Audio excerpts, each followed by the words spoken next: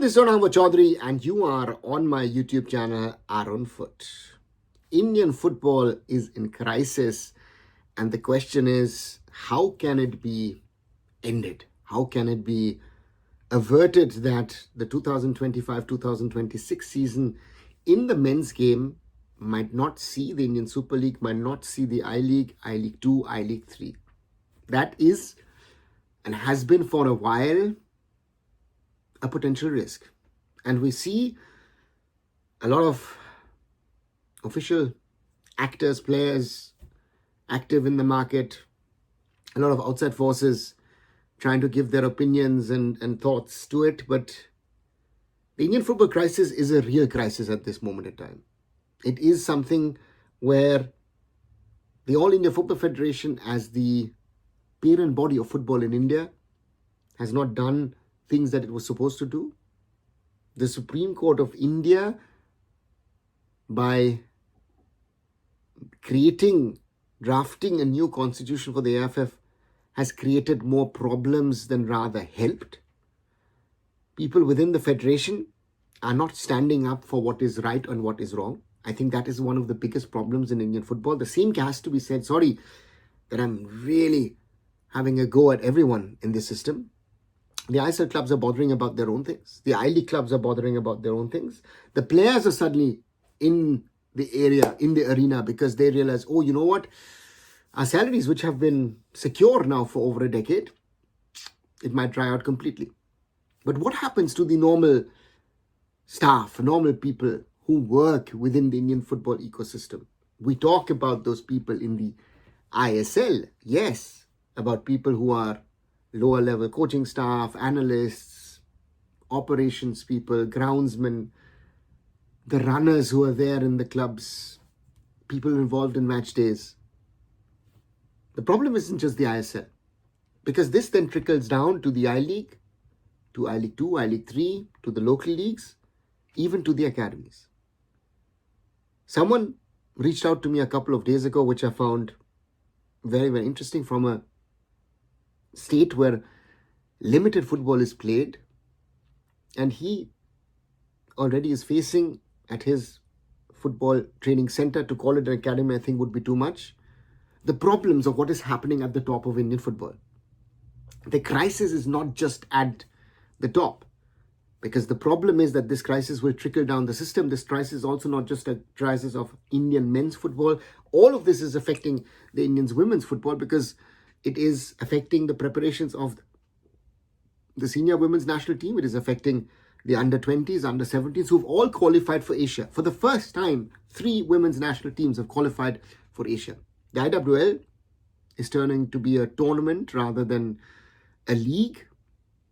And then there is the matter of finance. I'm hearing from a lot of people, oh, you know what, the AIFF has enough money to run all of this. And it's like, do they? Right? Just think logically. The AIFF has tried to do barter deals, to do jugaad, to get competitions to be hosted, matches to be hosted by certain states, to reduce the financial burden on the federation. That to me is always a bad sign. Look at the way that the AIFF has organized the Super Cup so far. Yes, they banked on the state of Goa to help them. Wasn't the best thing to do. And then people say to me, hey, listen, you know what? Not a problem. The AIFF has enough money. Let them organize the ISL and the I-League. Look at how they organized the I-League last season. Was that professional? The clubs had to step in and figure out how to put the I-League onto Sony. It is a huge problem. And we need to be honest to ourselves that this crisis has and is not that made by one person. But also because a lot of people within the system, as long as the system runs, just let it run, because it's fine for them. When I raised a lot of the topics which are being discussed at the moment, 2 years ago, or 2.5 years ago nearly, after India had won the SAF championship, a lot of people said, no, you know what, things are perfect, things are fine, there are no problems in Indian football. I remember Igor Stima said, my team is really good. And I said, Igor, let's be honest, against Lebanon and Kuwait, penalty shootout wins, tactically, technically, your opponents were better. It was that the time that the AIFF should have had conversations with FSDL about extending the contract. All of this is interconnected. And I tweeted about it last night that I think a lot of people have a lot of ideas, but who's going to pay for it? Who's going to organize it? We need to be practical. The question now is, and this is the toughest question for Indian football now, do we sacrifice the 2025-2026 season for a long-term future of Indian men's club football? It is a question which, once again, nobody has really asked.